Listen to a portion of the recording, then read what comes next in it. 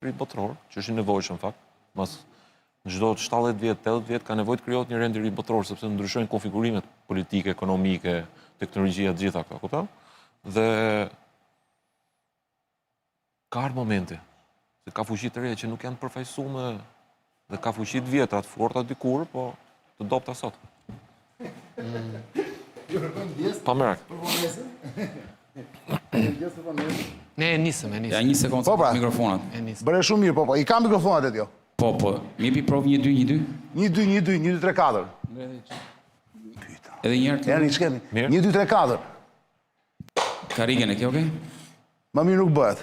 Më kej s'ka ku të vej. Ç'kemi të gjë? Mirë po? More vesh se çam ndodhi mua sot. Nga që s'e do ndonjëherë, nga që të martë mërkur në emisionin e fillojnë MCN në orën 10 darkës, Sot. në mënyrë instinktive, fare kështu refleksit mërshëm, kisha vënë alarmin, 10. alarmi, ose jam në gjumë, po të më kujtoj gjithsesi, në orën 9:30. Thash 9:30, po shkoj, po pi kafe me çunat, futemi live. Unë për ne të pyeta aty 9:30 apo Na urdhë. ti më shkrujtë për ne? Të thash 9:30, na urdhë. A mos e. Si quhen këto? Si quhen këto, Henri? Kjo është kur s'ka kohë me urrujt. Shkarje. Si këtë gjëra shkaj. Si quhen? Për ne s'po e thoja. Mbajni brenda grupit më mirë. Është karje ledhi thua? Se nuk ka ndodhur asnjëherë? Ha? I ndodhë më të gjithë. E ku më ndodhi sot fix ditën e Dona Gaçios. Dona Gaç.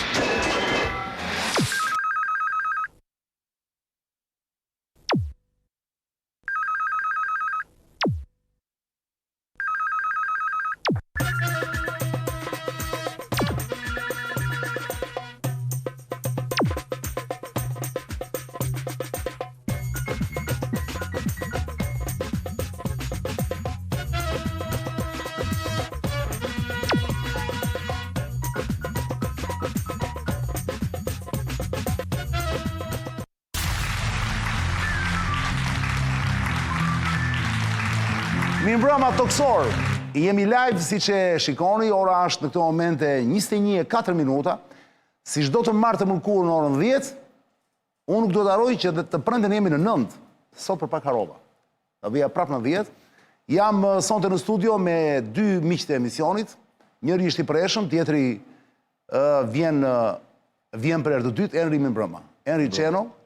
Henri Qeno, përveç se je shefi marrëdhënieve me jashtë në Partinë Demokratike, duhet thënë që me ty është kënaqësi të bisedosh dhe për çështje që ka bërë me gjeopolitikën dhe jo vetëm. Për gjithë ju që jeni kurioz të ndiqni Henri Qeno, zonja zotërinj, mund ta shikoni në faqen e tij në Facebook, aty ai boton rregullisht dhe shpesh tema interesante që kanë bërë me aktualitetin, shpjegon botën në mënyrën e vet sigurisht. Unë së fundmi kam filluar të zbuloj Henrin nga Sebastiani, them drejtën, dhe po më pëlqen shumë. Sonte Henri do flasim pikërisht të gjeopolitik, po para se të vijë një moment, them unë, bashkë me Sebin, që është unë në MCN, Gasar Plus, ta filloj me një lajm të fundit. Dhe të kërkoj Ledjo, e di që jemi live dhe ty duket kohë, po të ja që shkatës sa mund ta kapësh.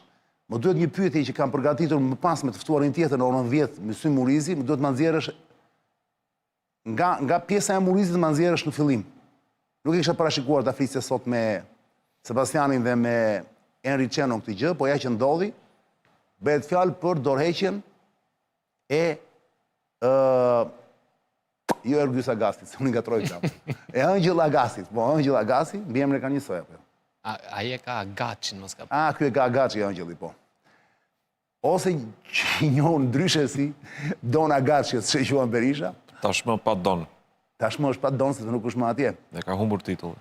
Po, ka humbur titullin zyrtar, po thonë që Ramsi nuk mund të jetë dot pa të, kështu që ai edhe pse ka ikur, unë them që do japi shërbimin Le ta marrë mazhortom në shtëpinë e tij ndoshta, do ishte mirë.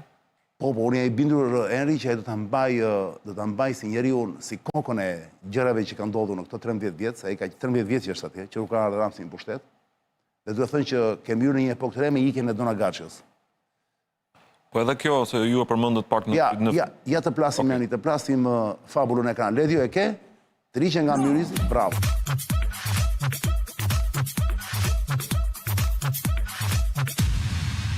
pak ne do flasim përveç ikjes Donagaçës, dorëheqjes ti, përse e ka dhënë të dorëheqje pikërisht sot. Do të kujtoj se sot ka dhënë dorëheqje dhe Mirlinda Karçanaj. Do thonë janë çan këta emra që na thuan. Ne s'i kemi dëgjuar asnjëherë. Ne nuk njohim, ne nuk dimë kush është kryeministri i Shqipërisë, ti na thua emra të tjerë. Po, mund të ketë shumë nga ju që nuk e dini kush është kryeministri i Shqipërisë. Po kujdes. Këta personazhe ju dëgjoni, pa këta kryeministri i Shqipërisë nuk do bënte këto fagma që ka bërë. Prandaj është shumë të rëndësishëm këta emra, dëgjoni mirë.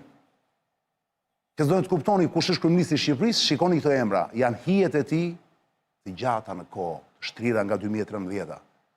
Të gjithë janë në spak, të gjithë janë të jetuar. Të gjithë pa përjashtim. Për të kuptuar çka ka ndodhur, ne do flasim, unë do flas pastaj më mbrapa pa për të çështje, për tërbimin e kryeministrisë. Më thuaj me dy fjalë, Henri, Sebastian, përse ka ikur, e para të japim lajm i njerëzve njerë, përse ka dhënë dorëheqjen sot Donagaço? Kishte kohë që flitej që ai ishte atje brenda, por në një farë mënyrë nuk ishte. Pra ishte fizikisht, po kishte kohë që ju iniciuat fillimisht duke thënë që do flasim për geopolitik, pastaj edhe për politikën e brendshme. Në fakt, edhe ngjarja e Donagaçës ka lidhje drejt për drejt me geopolitikën, sepse pa ndërhyrjen e institucioneve ndërkombëtare, pra në rastin konkret të ambasadave të atashuar në Tiranë dhe agjencive të tyre ligjzbatuese, Agaçi me siguri që do vazhdonte rrugtimin e tij normal, siç ka bërë gjatë gjithë këtyre 12-13 viteve tashmë në drejtim. Pra një sekond, Eri, ti thua që kanë ndryrë ambasadat që ai di iki, nuk po kuptoj. Sigurisht që ka informacione të ardhura, pra është i përfshirë në një sër dosje. Erion, futu mes të ekranit, lutem. Jo vetëm në ndërhyrjet e tij përgjatë procesit të vettingut, por edhe ne kemi parë kanë dalë informacione të zyrtarëve dhe ish zyrtarëve italian të cilët janë sjell si ish generali italian, i cili është sjell në Tiranë dhe në Shqipëri, i cili është përfshirë edhe në si thosh në afera korruptive me disa prona në jugun e Shqipërisë, prona të cilët tashmë përflitet që do bëhet një projekt madhor, ku është përfshirë drejt për drejt edhe familja e presidentit Amerikës. Kështu që asgjë nuk ndodh rastishëm, sot kemi largimin e dy drejtorëve të rëndësishëm në një farë mënyrë edhe të paprekshëm nga drejtësia shqiptare, që të dy, edhe Agaçi, edhe zonja Karçanaj, sot janë larguar zyrtarisht, pasi ata kanë kohë të cilët. Lajmet që kam parë, Henri, se nuk do të flas shumë për këtë histori, lajmet që kam parë ishin të tilla që ai sot, apo jo Sebi, ndoshta janë dhe fake news të gjitha. Ishte prapë në spak, është e vërtet? Po nga informacionet që kemi, po, çështja e inceneratorit të Tiranës. E pra, e kishin thirrë për inceneratorin. Ka një hetim Donagaçi apo? Ka disa hetime. E mban mend atë që thotë Rama fap. Po e mbaj mend, po që unë firmosja fap. Tani aty janë 500 milionë euro të fap. Nuk është kaq e thjeshtë kjo. Tani ustaj ligjeve që njihej në kryeministri ishte zoti Agaçi. Ajo që dim zyrtarisht, dhe që kjo me aq sa informacione kam unë, është e vërtet që ai me të vërtet ka pasur një operacion të vështirë. Dhe urojmë që... A, ka qenë i smur? Po, ka qenë me të vërtet i smur, ka qenë për disa kohë në një operacion. Po të kjo është arsye pse ka ikur. Por mund të kemi edhe është një film i parë që ka ndodhur edhe me një sër politikanësh më përpara Agaçit, pra kjo gjë, një lloj largimi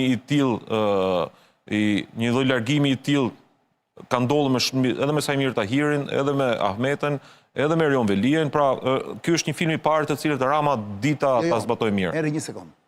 Po thoshte që ka qenë i smur.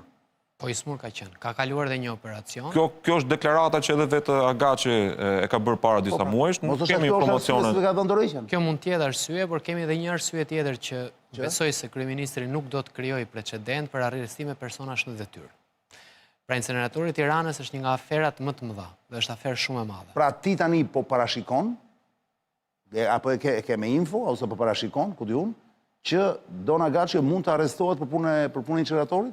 Nëse Rama është personi që ka hedhur firmat, dhe Berisha është personi i cili ka shkuar në SPAK dhe është nën akuzë, sepse ka bërë një ligj, që me anë të atij ligji, ndërmjet tjerë ka përfituar dhe dhëndri, tani kemi Ramën i cili kalon brenda një dite, brenda 16 orësh ose 24 orësh, në të gjithë kabinetin, në për të gjitha institucionet, kalon të gjitha letrat për të bërë inceneratorin. 17 vendime në orar zyrtar 8 orë. Tani, logjika në këtë mes është, në qoftë se përdorim kutin e Berishës, pra po marrim atë që kryeministri thot kjo është drejtësia.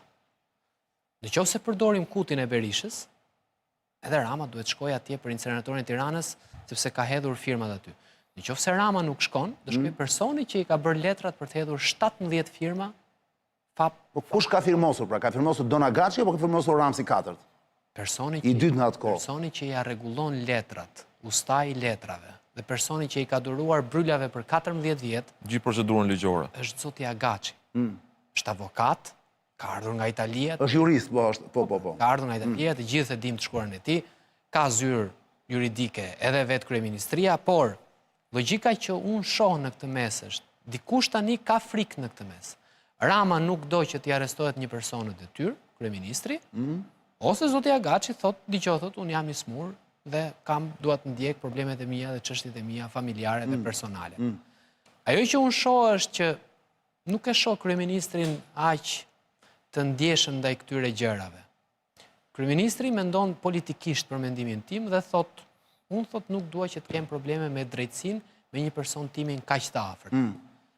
Inceneratori i Tiranës është aferë shumë e madhe. Por nuk është fare, janë dhënë lekët, jepet lekët dhe nuk është inceneratori. Ka një fraksion, se normalisht janë arrestuar njerëz për inceneratorin.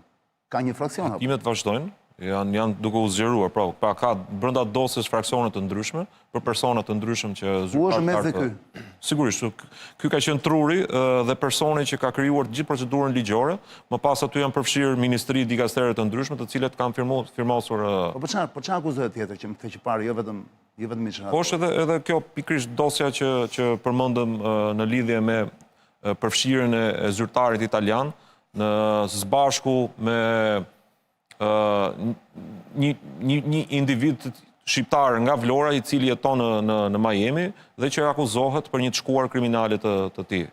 Për ke fjalën, për këtë që u... Për zonën e Zvërnecit, atje ka konflikte pronësore. Jo. Na, dakor. Pra edhe hetimi është më i gjerë se sa Shqipëria, sepse është vetë në projektin ku flitet që do zhvillohet në Zvërnec, është vetë familja e presidentit amerikan e cila është e përfshirë në investim. Dhe ç'hyn Dona Gaçi këtu? Ai ka qenë personi që ka bërë ndërlidhjen, pra ka hetime, ka individ të tjerë edhe gazetarë të cilët janë shprehur për këtë çështje, pra personi që ka bërë ndërlidhje ndërmjet pronarëve, është dhuruar një pjesë të tokës për generalin italian. Nuk është, Spanku nuk e ka në hetim të çështje. Nuk di të them, po flitet që ka të dhëna. Flitet që ka të dhëna, do të thonë flitet që është pjesë e procesit hetimor. Në rrjetën e kujt ka rënë Dona Gaçi sipas teje, Henri? Ka në rrjetën e italianëve apo rrjetën e apo është kapur në për këto skajetët në këto? Po është i përfshirë në gjitha, besoj. Ai ka qenë truri që ka lëvizur gjithë mekanizmin, qoftë të aspektet të pushtetit të që ndërlidhesh me drejtësinë, me botën kriminale dhe me gjithçka tjetër. Ori, jam kurioz sa di, para se kalojmë në çështjet tona për të cilat ju kanë ftuar sot, në fakt s'mund ta lëshonim të gjithë, se ishte lajmi i ditës, lajmi i fundit. O Sebastian. Po janë dy, s'është dhe Karçanaj. Po me Karçanaj do merrem pas pak me kam një titull tjetër, do merrem. Pra se janë dy drejtorë të rëndësishëm. Po, patjetër. Jo, kam 2 emision sot. Sa është ora 21:15. Për ta mbyllur këtë para se të hym ç'mund të ndjej sot një njeri i cili ka 12-13 vjet pushtet, që quhet Edi Rama, në momentin që i ikën memoria e tij. Dona Gaçi i bie të jetë memoria e tij në qeveri. Pra, se thuash dakord publiku dhe të gjithë ne themi Rama, po në fundit njeriu truri i tij juridik apo jo Henri, njeriu që i bën gjithë letrat, që i kopshit gjithë arkitekturën e shtetit shqiptar është krijuar në sekretari i përgjithshëm apo jo. Nuk është gjë e vogël. Në gjithë botën në fakt, në gjithë botën sekretari i përgjithshëm është të thuash kryeministri i hije. Le ta themi apo jo Henri. Ose Suzy Wiles. Ose Suzy Wiles, për shembull, ajo bukuroshe që kam që fund. Ajo bjondja e lezetshme që është të thua shefja e kabinetit Trumpit. Ç'mund të ndjej se unë e pash sot për shembull, e vura re, po të kesh ndonjë mërzi të madhe, ky Ramsi ose ndonjë hutim që iku njeriu kryesori i tij, truri i tij qeverisë, nuk do e shihni me dashurë më burg, dal me dashurë dhe qeshte. Ndërkohë, çfarë si ka thënë dashurës dikur, duhet të ishte sot Do të ishte në konferencën e sigurisë Muniut sot. Do flasim për këtë, pikërisht tani do flasim. Po, ta lidhshik me këtë të Dona Gaçës. Pushteti... Si e shpjegoni ju këtë, se unë po të isha, të më ikte për shumë njeriu i mi afërt, të më ikte nga detyra, për histori të ndryshme, ku është hija e spakut nga brenda të gjitha. S'mund të lija fiks ditën kur ai ikën, që unë normalisht do të isha, jo i mërzitur, po do të isha pak i hutuar, apo jo. S'mund të lija këtë gjë dhe të shkoj takohesha me Darsulën. Nuk më ri mua kjo. Gjatë gjithë karrierës së tij politike, po edhe për gjatë jetës së tij personale, Edi Rama është dalluar për sakrifikimin e individëve apo bashkëpunëtorëve të ngushtë, apo qoftë edhe familjarët. Ka bërë dhe libër kurban. Pa këtë drejtë. Sebi? Një fjali vetëm? De Gaulle, ish presidenti francez, ka një shprehje të bukur, në majtë pushtetit e gjithmonë vetëm. E bukur kjo. Rama është vetëm. Dhe si tip vetmitar nuk e ka përgjë që të lëshoj këdo që ka hapër. Dhe pushteti e ka. Këdo që nuk i prek interesat. Po, dhe që... Se kemi dhe balluku nga krau tjetër të cilët ende nuk po e lëshon, pavarësisht presionit ndërkombëtar të jashtëzakonshëm. Ti thua Dona Gaçë nuk e prek interesat. Me sa duket deri tani jo. Dhe në këtë kuadër kësisoj e shoh këtë punën, këtë çështje. Por nuk është se e njoh dhe duket si ndonjë tip emocional kryeministri. Nuk duket nga ata të cilët i mban partnerët, i mbron etj. I lë të gjithë. Ledio, ky është momenti, para se të kalojmë te fabula për cilën e kam ftuar sot Enri Çenon. Enri me e, jo me h, kujdes, mos u ngadroni kur shkruani në Facebook, ENRI, Enri Çeno me ç, no, do e shikoni atje vet.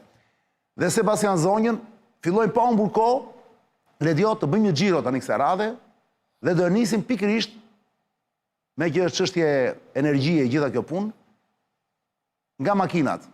Po. Siç ju them çdo javë, po ka gjithmonë të rinj që vinin në emision dhe nuk e dini, mos fusni çdo lloj zorre që u der përpara në rrugë në makinën tuaj se do e mbini një qafë makinën. Makina është jeta juaj, ju e dini, ne kalojmë më shumë ditën në makinë sa në shtëpi. Kështu që urgjent, vuni gishtin kokës dhe shkoni vetëm te SPO Ili. Ja u them me garanci këtë punë. Sepse benzina dhe nafta atje është pa hile, pa ujë, e pa ngataruar, pa Michel, SPO Ili shive sa logo të bukur ka. E keni gjithandej në Tiranë, jashtë Tiranës, gjithandej. Është the fuel of champions, Saidi Mafi, pa parë Said.